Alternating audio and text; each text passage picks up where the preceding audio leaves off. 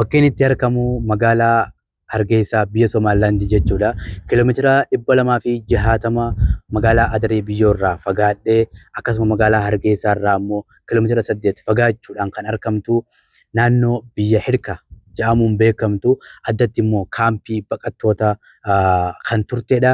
Kaampii baqattootaa kana keessatti bara 1975 gaafa haalli ulfaatee roorroon itti jabaattee akka lubbuun isaa hin banneef hawaasni Oromoo biyyaa bahe jechuudhaan osoo inni diduu biyyaa baasanii gara Hargeysaa kan fidan baabaa keenya abbaa qubee afaan Oromoo kan ta'e Abubakar Usmaan Odaa yookaan Sheek Bakrii Sabaloo iddoo awwaalcha isaa yookaan qabrii isaati.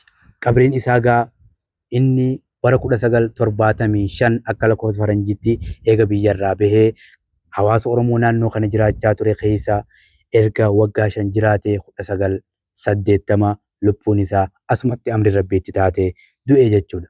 Hawaasa Oromoo naannoo kana jiruun awwaalamee asitti qabriin isaa haala kanaan jaaramtee yeroo adda addaatti hawaasa keenya keessaa namoonni tokko tokko dhufanii kan laalanidha. Anis gaafan qabriin isaa as jirti dhaga'u faana bu'ee qabrii isaa hordofuudhaaf karaa dheeraa deemee dhufeetiin as ga'e. Kunoo qabriin Sheek Bakrii Sabaloo yookaan Abubakar Usmaan Odaa abbaa qubee afaan Oromoo tan magaalaa Hargeysaa Somaalilaandii naannoo biyya Hirkaatti argamtu isii tana.